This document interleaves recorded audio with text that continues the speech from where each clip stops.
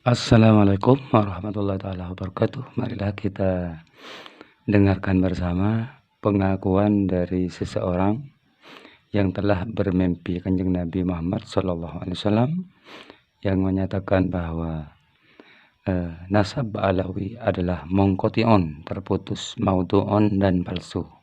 Selamat menikmati. Coba tolong Gus ya, ini channel.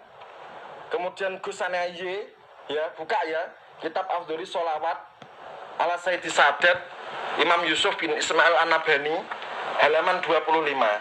Di sini dijelaskan, man sholla alayya fi kulli yaumin alfa marratin lam yamut hatta yara maq'adahu minal jannah.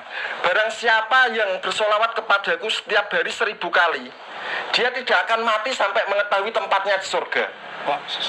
Kalau saya mengetahui tempat saya di surga ketika umur 14 tahun, karena saya mengamalkan hadis ini, bukan karena halu. Paham ya? Kitab ini yang saya pakai pegangan. Kemudian yang kedua, selanjutnya, waman sholla alayya alfan zahamat katifuhu katifi ala babil jannah. Barang siapa yang bersolawat kepadaku setiap hari 1000 kali, pundaknya akan berdesak-desakan dengan pundakku di depan pintu surga. Dan itu sudah saya terima janji Rasulullah sejak saya usia 14 tahun. Jangan pamer cerita yang tinggi-tinggi tanpa dasar yang jelas. Karena dalam tarekat kami, tarekat Al-Idrisiyah, ilmu adalah apa yang Allah firmankan dalam Al-Quran, apa yang Rasulullah sabdakan dalam hadis, dan apa yang ulama katakan. Bukan dengan dongeng yang halu, hurafat, dan ngomong yang gak jelas dan gak bisa dibuktikan. Ini saya bawa bukti kitabnya. Nah, kemudian kenapa mimpi saya yang terakhir soal Ba'alawi saya ceritakan? Karena memang itu perintah dari Rasulullah untuk diketahui seluruh bangsa Indonesia dari Sabang sampai Merauke. Kenapa hanya diketahui bangsa Indonesia? Karena saya warga negara Indonesia, bukan warga negara Yaman, bukan warga negara Irak, bukan warga negara Malaysia. Allah berfirman dalam Al-Quran, a'udzubillahi minasyaitonirrajim, wa ma arsalna min rasulin illa bilisani qaumihi liyubayyina lahum. Quran surat Ibrahim. Utusan itu didatangkan dengan bahasa ibu, bahasa lokal. Karena saya orang Indonesia, saya akan menyampaikan pesan untuk bangsa Indonesia. Begitu, ge. Saya mimpi ketemu Rasulullah lebih dari 20 kali. Tapi yang untuk disampaikan kan hanya 3 yang untuk diketahui orang umum. Yang lain enggak? Mana? Enggak saya buat dawir, ge. Enggak saya buat, saya keturunan Nabi, kasih uang. Enggak saya buat seperti itu. Cium kaki saya. Cium kaki saya. Enggak saya buat seperti itu. Nah, jadi kenapa saya bisa mimpi ketemu Rasulullah membahas Ba'alawi? Karena saya istikharah dan minta petunjuk dan riadoh. Lama, 3 bulan saya riadoh. Baca sholawat ribuan kali. Saya minta ditemui Rasulullah, minta penyelesaian dari Rasulullah. Kenapa? Karena waktu itu, saya tinggal di Martapura, Kiai. Waktu itu di perumahan Gria Persada, Kalsel, Martapura, Kabupaten Banjar, Martapura Kota. Kalau nggak salah desanya itu masuk di Tungkaran, Martapura Kota, Komplek Gria Persada. Saya masih ingat. Nah, di situ ketika waktu menjelang Idul Fitri, ya diingat-ingat ya, menjelang Idul Fitri ada gerhana matahari. 3 hari menjelang Idul Fitri atau 2 hari. Dan saya karena dikasih sedikit Allah pengetahuan tentang falak, saya menghitung. Waktu itu saya mendengar tesis Kiai Imaduddin Usman viral di YouTube pertama kali bagi saya, bukan bagi bangsa Indonesia. Waktu itu bertepatan dengan gerhana. Saya menghitung kemana larinya percaturan Ba'alawi dan Kiai Imad ini. Dari hitungan falak itu, Kiai, telah diketahui bahwa selama ini bangsa Indonesia telah dibodohi oleh klan Ba'alawi. Ditipu mentah-mentah. Dan di situ ya, saya menghitung ada 3 kasus besar yang akan terbongkar. Yang pertama, pembodohan klan Ba'alawi yang mengaku dzurriat Nabi padahal bukan. Yang kedua, kasus emas di Kementerian Keuangan. 109 triliun. Baru diungkap sama Prof. Mahfud. Yang ketiga, soal rekening bongsor dana Ponpes Al Zaitun. Itulah yang terungkap setelah gerhana. Paham nggih? Nah, di situ kemudian apa benar ini hitungan falak saya? Saya beristikharah. Sampai akhirnya saya ketemu Rasulullah Muhammad dengan ciri-ciri beliau yang ada di kitab Syama'il Muhammadiyah dan Sahih Bukhari. Seperti misalnya nggih, tingginya tidak tinggi dan tidak rendah. Rambutnya bergelombang. Suaranya lembut dan tidak pernah membentak atau meninggi. Kalau berhadapan dengan beliau, seluruh ilmu akan hilang, terserap, dan ya mendadak bodoh lah. Seperti itu. Kemudian tangannya berbau minyak ambar. Pernah apa enggak yang mendustakan mimpi saya disuapi Rasulullah dengan roti dengan bau tangan beliau yang berbau parfum ambar? Tahu parfum ambar apa enggak? Kemudian rambut beliau yang hitam, yang seakan-akan berminyak terus, ada tetesan air walaupun bukan, tidak diminyaki. Kemudian wajah beliau yang kotak dan rahangnya tegas terlihat, dengan jenggot yang tidak panjang seperti orang Wahabi ya, tertata rapi. Dan beliau itu orang yang paling tawadhu yang pernah saya temui. Manusia yang paling tawadhu itu Rasulullah Muhammad. Nah, ketika bermimpi, karena saya memang istikharah, saya memang riyadhah selama 3 bulan, saya bertanya sama Rasulullah. Itu agak jauh Kiai, itu jaraknya sekitar 3 meter waktu perjumpaan tanya soal Balawi pertama. Saya bertanya, ya Rasulullah, kaum Ba'alawi itu cucumu atau bukan? Keturunanmu atau bukan? Rasulullah Muhammad saya tanyai seperti itu. Karena mimpi berarti saya nggak bisa ngatur formatnya ya. Dalam mimpi saya bertanya seperti itu. Nah, kemudian Rasulullah menjawab, setiap umatku yang beriman kepadaku, asal mereka beriman kepadaku, saya anggap mereka keluarga. Tapi kalau kamu bertanya tentang Ba'alawi, mereka itu bukan dzurriyyatku. Dzurriyyat itu artinya apa? Dzurriyyat itu artinya keturunan biologis yang terlahir dari pernikahan dan membawa DNA atau genetika. Itu artinya dzurriyyat. Kenapa? Karena cucu, misalnya ada Ba'alawi di aku cucu Nabi. Cucu itu maknanya luas. Cucu ideologis kah? Cucu murid kah? Cucu angkat kah? Atau cucuan? Iya kan? Kalau Ba'alawi ada yang disebut Rasulullah sebagai cucunya, jangan bangga. Semua umat muslim dianggap cucu Rasulullah. Tapi dalam mimpi saya mengatakan bahwa mereka bukan dzurriyyatku. Tidak membawa darah Rasulullah. Tidak membawa darah dan tidak membawa gen DNA enggak. Kalau enggak percaya, Ba'alawi rame-rame tes DNA sana, cepat. Rasulullah mengatakan Ba'alawi bukan dzurriyyatku. Redaksi Rasulullah seperti itu. Nasab mereka munqati'un wa maudu'un. Munqati'un, saya tanya sama sahabat saya, Sayyid Muhammad Ismail dari Jember, Pondok Bustanul Ulum, Mlokorjo. Dzurriyyatnya Kiai Sepo Mloko, dzurriyyatnya Sunan Kudus. Saya tanya, munqati itu artinya apa, Kak? Beliau jawab, munqati itu artinya terputus. Tidak ada kaitan sama sekali. Gak ada kaitannya Kiai. Gak nyambung sama sekali, 100% gak nyambung. Wa maudhu'un. Maudhu itu artinya apa?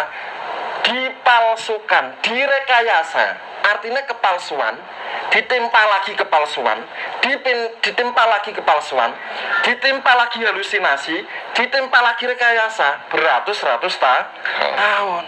Itu artinya maudhu itu dipalsukan berkali-kali. Makanya Ubaidillah nggak ada, Muhammad Said Mirbad nggak ada juga katanya. Nasabnya terputus 400-500 tahun. Ya memang seperti itu. Rasulullah mengisyaratkan mereka bukan dzurriyyatku. Nggak ada DNA Imam Ali apa? C1 gitu. Ya, C1. Nggak ada. Terus kemudian munqatin wa maudhu, terputus dan nasab mereka penuh dengan kepalsuan. Kemudian mimpi saya yang kedua dengan Rasulullah itu menyayat hati, menyentuh, sedih, murka, marah dan lain-lain. Kenapa seperti itu?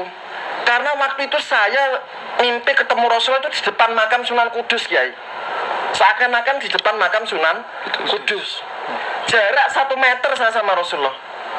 Rasulullah nunjuk-nunjuk begini, sampaikan sama seluruh bangsa Indonesia, aku Rasulullah Muhammad tidak ridho. Beliau sambil gigi geraham beradu menahan marah.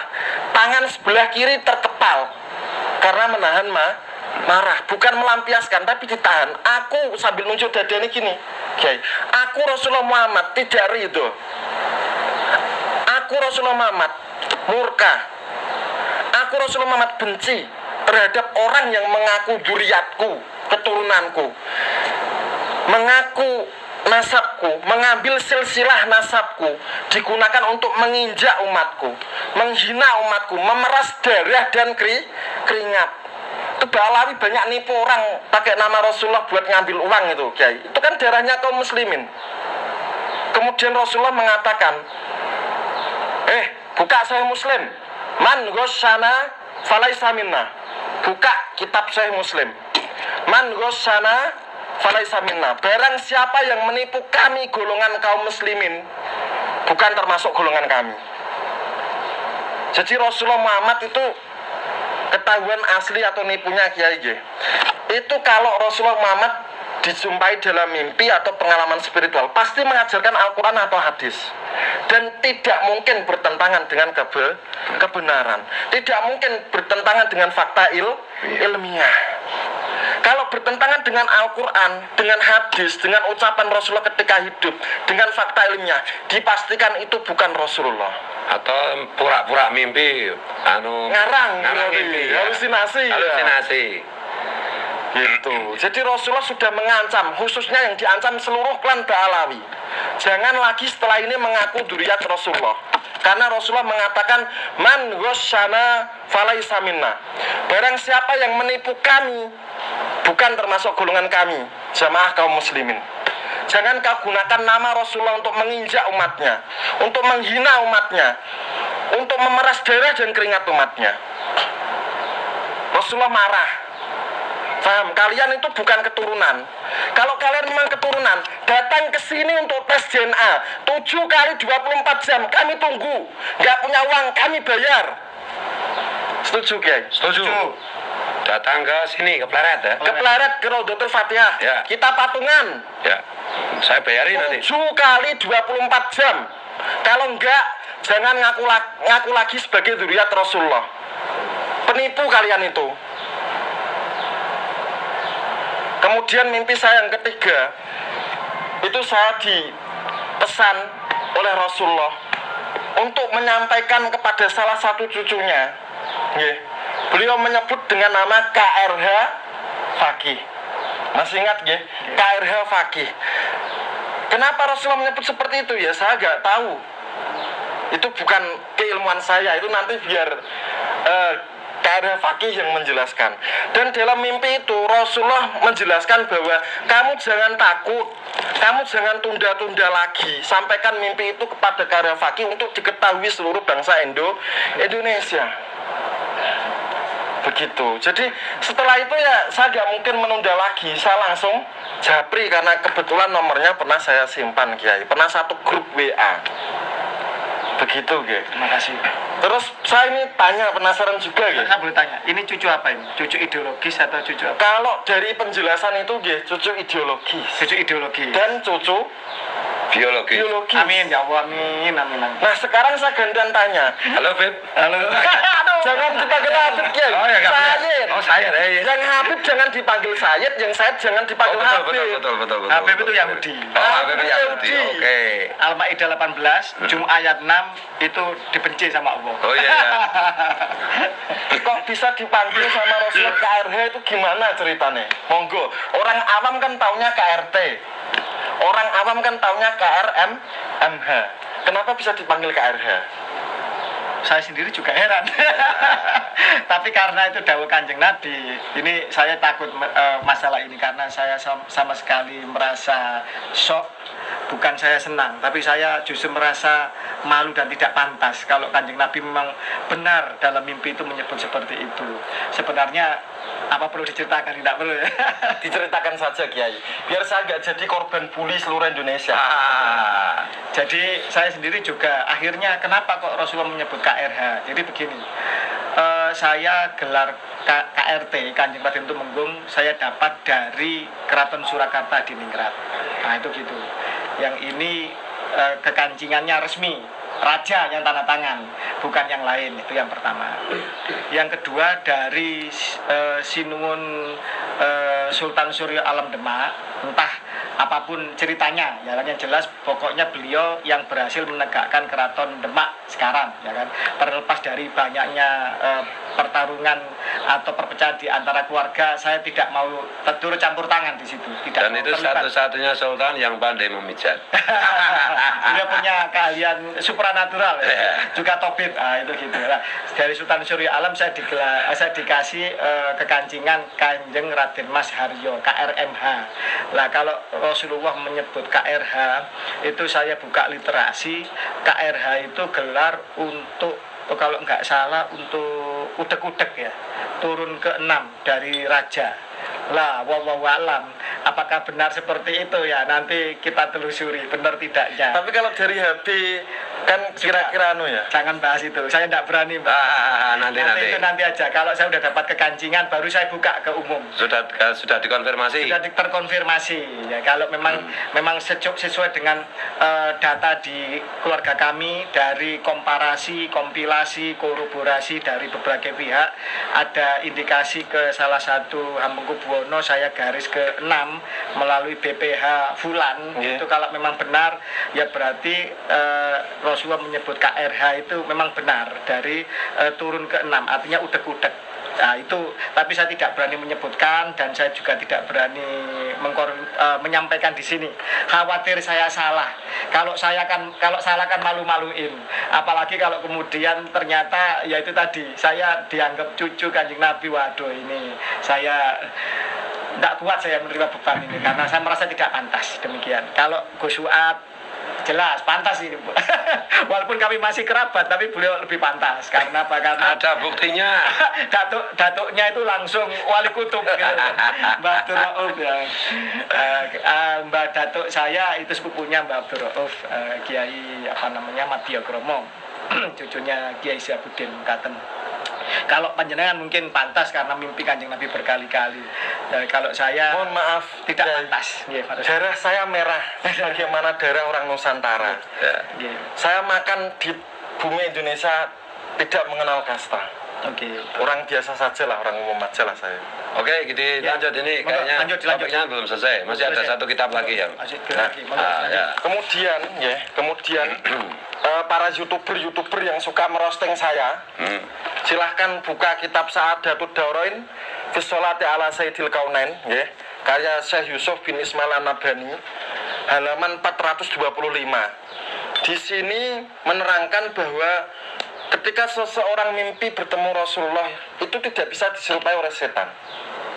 Pertama, yang kedua, dan di sini mimpi bertemu dengan Rasulullah bisa mewujud dalam berbagai macam wujud. Ada yang saya sendiri kayak gini, pernah ditemui Rasulullah dalam wujud orang tua usia 60 ya kiai ya. Pernah usia paling tampan 30-an yang keindahan Rasulullah ketika menjemput saya di depan gerbang pintu surga. Itu cahaya Rasulullah mengalahkan cahaya surga. Makanya benar kalau cahaya surga dengan cahaya Rasulullah itu kalah indah. Dan tujuan para wali itu hanya berkumpul bersama Rasulullah, bukan surganya. Kenapa? Ya karena Rasul di surga, ya kita ikut Rasulullah. Gitu. Di sini dijelaskan halaman 425 bahwa banyak para ulama, banyak para orang soleh itu berjumpa dengan Rasulullah dengan berbagai macam wujud beliau. Jadi jangan heran, panjenengan baru ada orang mengatakan mimpi ketemu Rasulullah lebih dari 20 kali, heran. Ada riadohnya, ada perjuangannya. Enggak tidur, ngarang, mimpi, halu, buat dawin, buat ngamen, buat menginjak. Naudzubillah min dzalik. Buat ngawinin cewek. Wah, naudzubillah min dzalik. Kalau bosen dibuang. Ya. Belanjanya minimalis. Masa korbannya 26? Pas-pasan. Masa korbannya 26? Siapa itu yang korban 26 itu di Jakarta itu? Iya. Marga siapa itu? Ya. Ada itu. Itu Jangan. korbannya juga telepon saya itu si Wah, Bagio itu. repot. Ya. Ingat ya, hadis Rasulullah buat kaum Ba'alawi di tahun ini. Man ghossana falaisa minna. Barang siapa yang menipu kami, bukan termasuk golongan kami. Ayo mari kita ulang. Man ghossana falaisa minna.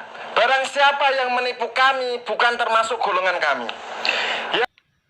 Demikianlah penuturan dari seseorang yang telah bermimpi Kanjeng Nabi Muhammad SAW.